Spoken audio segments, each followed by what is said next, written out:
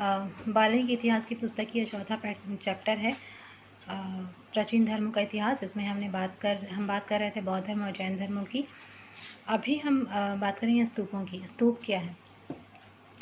स्तूप क्या है? स्तूप जो है वो संस्कृत में अगर इसका अर्थ देखें तो स्तूप का अर्थ होता है टीला, यानी कि किसी चीज़ का ढेर अथवा टीला, इसमें हम इसका अर्थ लगाते हैं।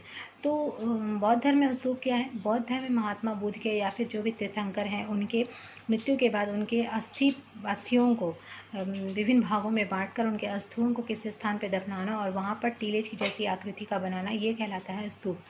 तो स्तूपों का सबसे पहले उदाहरण मिलता है हमें, उल्लेख मिलता है हमें ऋग्वेद में, जिसमें स्तूपों का वर्णन किया गया है। इसमें स्तूपों के लिए शब्द क्या प्रयोग हुआ है? अग्नि की उठती हुई ज्वाला, ये वर्ड स्तूपों के लिए प्रयोग किया गया है।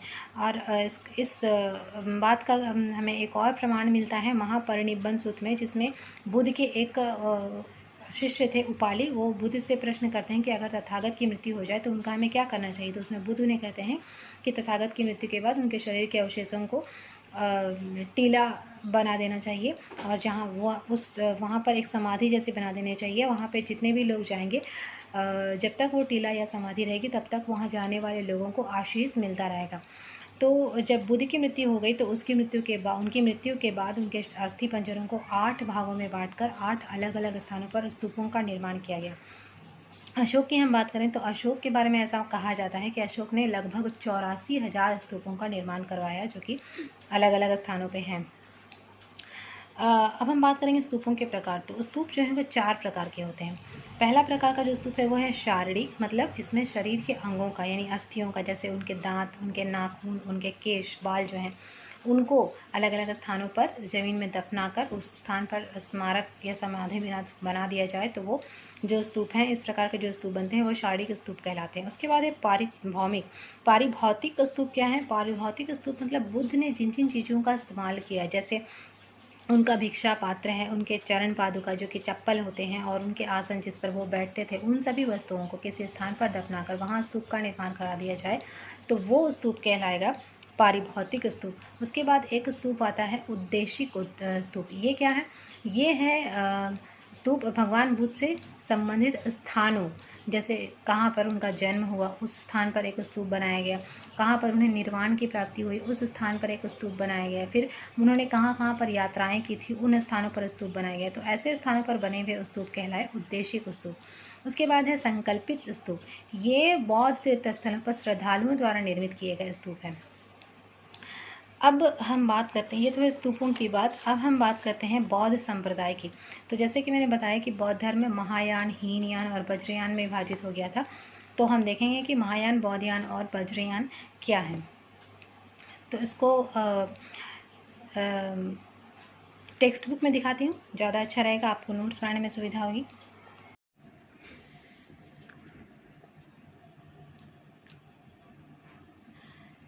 हाँ, अब हम बात करेंगे बौद्ध संप्रदाय की। तो बौद्ध धर्म कालांतर में 3 संप्रदाय में विभाजित हो गया, हीनयान, महायान और वज्रयान। हीनयान की क्या है? हीनयान का अर्थ है लघु चक्र। ये लोग बुद्ध की मूल शिक्षाओं में आस्था करते थे, मतलब जो लोग हीनयान को फॉलो करते थे, हीनयान के अनुयायी जो थे वो बुद्ध की मूल शिक्षाओं को मानते थे, जिसमें किसी तरह के कोई परिवर्तन को ये स्वीकार नहीं करते थे। बुद्ध ने अगर कहा कि अष्टांगिक मार्ग पे चलो तो ये अष्टांगिक मार्ग पे चलेंगे। बुद्ध ने अगर कहा कि मूर्ति पूजा का विरोध करो तो ये मूर्ति पूजा का विरोध करेंगे। हिंद धर्म का संरक्षण कौन था? सम्राट अशोक। ये क्वेश्चन पूछ सकता है। इनकी जो पुस्तकें होती थी वो पाली भाषा में होती थी। दूसरा है महायान। महायान का अर्थ है मोक्ष का महाचक्र। इन्होंने मूल बुद्ध की जो शिक्षाएं थी उसमें कुछ परिवर्तन किए। इनकी धार्मिक पुस्तकें संस्कृत भाषा में लिखी गई हैं। इन्होंने मूर्ति पूजा प्रारंभ कर दी थी। बुद्ध की भी मूर्तियां बनाकर उन्हें पूछे जाने लगा था। महायान धर्म का संरक्षक जो था वो सम्राट कनिष्क था और इस धर्म का विस्तार उत्तर पश्चिम मध्य एशिया, चीन और जापान में हुआ।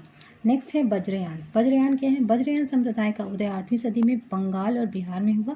इसके अनुयायी कई प्रकार की गोपनीय क्रियाएं करते थे, जिनमें स्त्रियां मदिरा आवश्यक होती थी। इस संप्रदाय में देवियों का महत्व था, जिन्हें बुद्ध की रानियों के रूप में प्रस्तुत किया गया। देवियों को तारा कहा गया।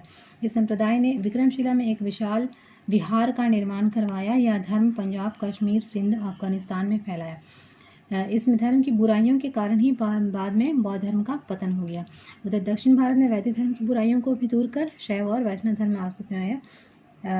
अब हम बात करेंगे त्रिपिटकों की। त्रिपिटक क्या थे? त्रिपिटक का शाब्दिक अर्थ होता 3 टोकरियाँ जिनमें की पुस्तकें रखी जाती थी। बुद्ध की मृत्यु के पश्चात उनके अनुयायियों ने उनकी शिक्षाओं का संकलन किया 3 पिटकों, जिसमें नाम है सुत्त पिटक, विनय पिटक, अभिधम्म पिटक में। पिछले वीडियो में मैंने बताया था कि सुत्त पिटक, विनय पिटक और अभिधम्म पिटक का निर्माण जो है, संरचना या रचना जो है वो किस बौद्ध संगीति के तहत किया गया था। तो सुत्त पिटक, विनय पिटक और अभिधम्म पिटक को ही संयुक्त रूप से त्रिपिटक कहा गया।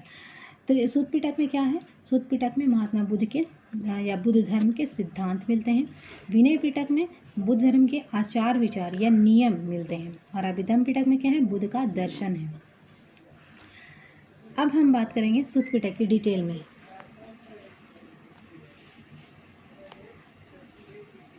सुत्त पिटक में भगवान बुद्ध का एक उदाहरण मिलता है। वे एक अमीर गृहपति सिग्गाल को सलाह देते थे, जिसमें मालिक को अपने नौकरों की 5 तरह से देखभाल करनी चाहिए। उनकी क्षमता के अनुसार उन्हें काम देकर, उन्हें भोजन एवं मजदूरी देकर, बीमार पड़ने पर उनकी देखभाल करके और समय समय पर उन्हें छुट्टी देकर।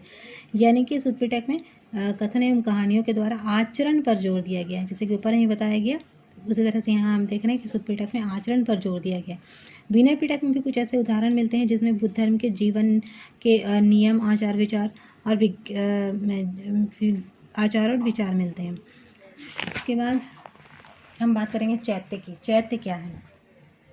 शव दाह के पश्चात, यानी कि जब दाह संस्कार हो रहा है उस समय शव दाह के पश्चात शरीर के कुछ अवशेषों को टीलों पर सुरक्षित कर दिए जाए। तो अंतिम संस्कार से जुड़े ये टीले जो हैं वो चैत्य कहलाते हैं।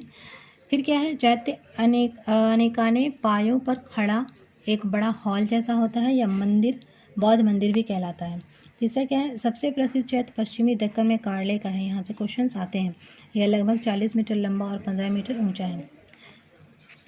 विशाल शिला वास्तुकला का यह प्रमुख उदाहरण है। अब हम बात करेंगे विहारों की। विहार क्या है?